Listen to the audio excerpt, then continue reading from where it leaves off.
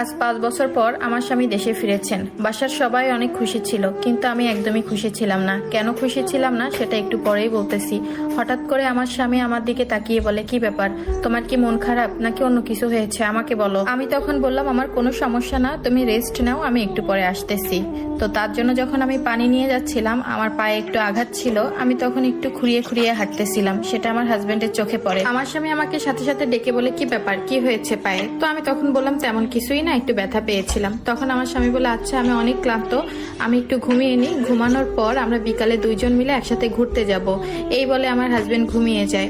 সে ঠিক 3-4 ঘন্টা পর উঠে আমাকে বলে যে, তুমি সুন্দর একটা নীল শাড়ি পরো, আমার সাথে ঘুরতে বেরো হবা, সাথে সুন্দর সুন্দর গহনাও পরবা। আমি তখন একটু হেসেই উত্তর দিলাম, আমি এসব কোথায় পাবো? আমার তো হাতে গোনা 2-3টা শাড়ি আর 2-3টা জামা আছে, যে জামাগুলো আমি সবসময় বাসায় পরি। আমার স্বামী তখন চেঁচিয়ে বলল, মজা করো না আমার সাথে, যেটা বলেছি সেটা করো। আমিও তাকে জবাব দিলাম, কেন মজা করতে যাব তোমার সাথে? যা সত্যি তাই বলেছি, আমার এর থেকে বেশি আর কিছুই নাই। তখন আমার স্বামী বলে ওঠে, আমি তো তোমাকে 5-6 মাস পর পর তোমার পছন্দের শাড়ি কেনার জন্য মায়ের কাছে টাকা পাঠাই, প্রতি মাসে তোমাকে 2000 টাকা করে দিয়ে এক্সট্রা ভাবে। এছাড়াও এই তো গত 2 মাস আগে তোমার জন্য 1 লক্ষ টাকা পাঠিয়েছিলাম তোমার স্বর্ণের গয়না বানানোর জন্য। এসব কোথায় গেল? আমি একটু বিরক্ত হয়েই বললাম যে আমার এসব কিছুই নাই, আমি যেতে পারবো না। তখন আমার স্বামী বলে, ফোন দিলে তো ঠিকই বলতা যে তোমার সবকিছুই আছে, এসব এখন কোথায় গেল? এত সময় স্বামীর সাথে একটু গরম গলায় কথা বললেও শেষমেশ আমি কান্নাটা ধরে রাখতে পারিনি। তখন আমি আমার স্বামীকে বললাম, তোমার মা এসব আমাকে কিছুই দেয়নি, পাশের রুমে তোমার মা আছে, চাইলে তুমি তোমার মাকে এনে সামনে জিজ্ঞাসা করতে পারো।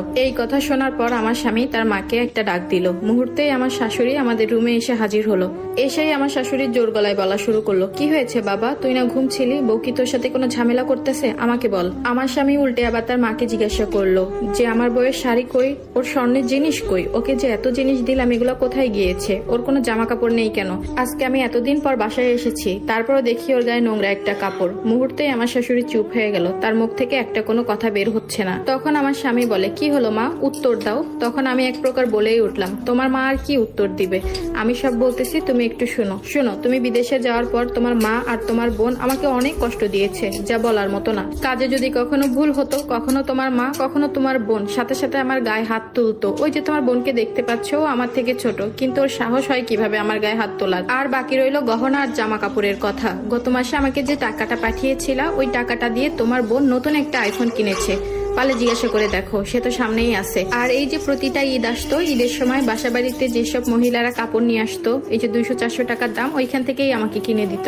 এত টাকা পেয়ে তারা বলতো, ইস আমার ভাই ইনকাম করতেছে, আমার ছেলে ইনকাম করতেছে, তোকে ঘরে বসে বসে খাওয়াবো আর এত কিছু দিব। পারলে তারা দুইজন এখন সামনে আছে, তাদের কাছ থেকে একটু শুনে না। আর তুমি জানতে চেয়েছিলে না যে আমার পায়ে কি হয়েছে, আমি পা ব্যথা নিয়ে হাঁটতেছি কেন? তাহলে শুনো, গত পরশুদিন রান্না করার সময় রান্না একটু ভুল হয়েছিল, খেতে একটু খারাপ হয়েছিল বিধায় তোমার মা পুরো কড়াইটা আমার পায়ের উপর ফেলে দেয়। আর তুমি জানতে চেয়েছিলে না কেন তোমার সাথে আমি কথা বলি না? আসলে তোমার মা আর বোন আমাকে কথাই বলতে দিত না।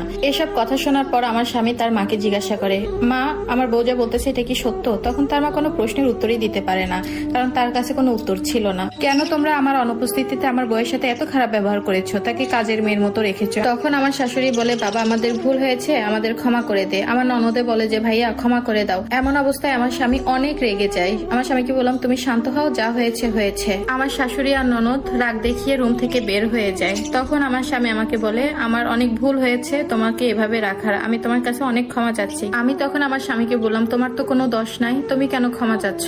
আমি স্ত্রী হিসেবে তোমার কাছে একটা জিনিসই চাইবো, তুমি কি রাখবা? আমার স্বামী বলে, কি বলো? আমি বললাম, তুমি আর কখনো বিদেশে যাবা না, যেটা হয় দেশেই থাকবা। আমার স্বামীও তখন বলল, কথা দিচ্ছি আমি আর কখনো বিদেশে যাব না। আমার স্বামী বলে উঠলো, অনেক হয়েছে, এখন চলো মার্কেটে যাব, তোমার কি কিনায় আমাকে বলো, সবকিছুই কিনে দিব, আজকে অনেক ঘোরাফেরা করবো আমরা দুইজন। আসলে যাদের স্বামী বিদেশে থাকে, যারা প্রবাসীর বউ, তাদের তো কষ্টের কোনো শেষ থাকে না। তারপর যদি শ্বশুর বাড়ি এরকম হয় তাহলে তো কথাই নাই। যাই হোক, এটা একটা আপুর লাইফ থেকে নেওয়া।